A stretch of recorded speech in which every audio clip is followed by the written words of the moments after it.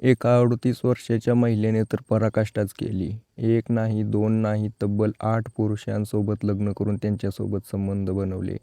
काय आहे पूर्ण घटना मी तुम्हाला या व्हिडिओमध्ये सांगणार आहे. ज्यावेळेला त्या 8 पुरुषांना समजले की या महिलेची एवढी लग्न झाले, त्यावेळेला त्यांनी असे काही टोकाचे पाऊल उचलले.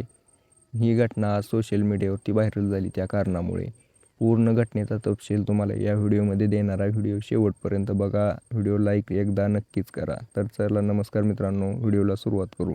या घटनेची सुरुवात होते 26 जानेवारी 2026 पासून. या दिवशी अनिता नावाच्या 38 वर्षीय महिलेचं लग्न होतं. या महिलेने तिच्या होणाऱ्या पतीला असं सांगितलं होतं की तिचा पहिला पती वारलेला आहे आणि तिला शारीरिक आणि मानसिक आधाराची गरज आहे. त्यामुळे ती लग्न करत आहे. दुसरीकडे तिचा जो 8वा पती होता, त्याला माहीत नव्हतं की त्याचा नंबर 8वा आहे. त्याला वाटायचं की वाह बरं झालं, एकतर माझं 40 वर्ष वय झालं, लग्न होत नव्हतं.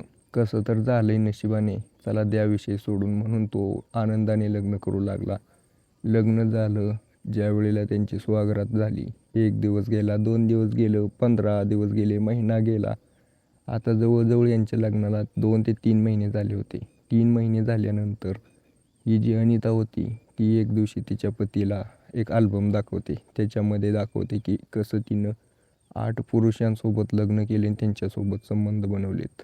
तो डोक्याला हातच लावतो तिचा 8वा पती, रमेश नावाचा पोरगा.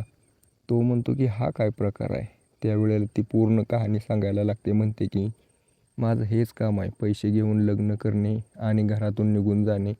पण तुझ्या घरातून निघता येईना, मला जाता येईना. 3-4 महिने झाले मी इथंच अडकून पडले. त्याच्यामुळेच मी तुला हे सगळं सांगत आहे. आता तरी मला सोडून देशील.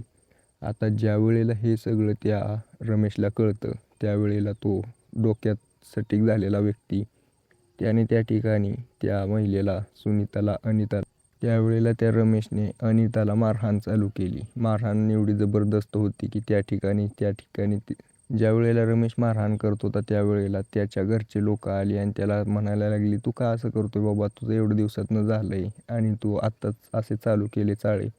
त्यावेळेला त्याने पूर्ण घरातल्यांना सगळं सत्य सांगितलं. पोलीस स्टेशनमध्ये पोहोचले सगळं कुटुंब. अनिताविरोधात तक्रार दाखल केली. ज्यावेळेला तक्रार दाखल झाली, त्यावेळेला अनिता पूर्ण गोष्ट सांगायला लागली. तिचे जेवढे काही साथीदार आहेत, तेवढे साथीदारांची नावं सांगितली. तर विषय असा होता की रमेशच्याच गावात राहणारा एक व्यक्ती, ज्यावेळेला त्याला समजलं की रमेशचं लग्न करायचं आहे, वय 40 आहे, तो त्याच्या घरी पोहोचला, चहापाणी केलं आणि म्हटला की 3 लाख रुपये दिले तर 3 लाख रुपयेमध्ये मी तुला नवरी आणून देईल. वय थोडं जास्त आहे पण तुला चालून जाईल. रमेश उतावळा नवरा होता. त्याने होकार दिला. 2 लाख रुपये हातामध्ये दिले कॅश, 1 लाख रुपये फोनपे केलं. अशा प्रकारे त्यांचं 3 लाख रुपये दिलं. त्याचं लग्न झालं. आता हा जो मध्यस्थी होता, याने अशा प्रकारे 7 ते 8 लोकांना अजून गंडा घातला होता, जे की आता उघडकीस आलं. पोलिसांनी त्या व्यक्तीला पकडलं. यांची पूर्ण टोळी होती. या टोळीला पोलिसांनी ताब्यात घेतलं.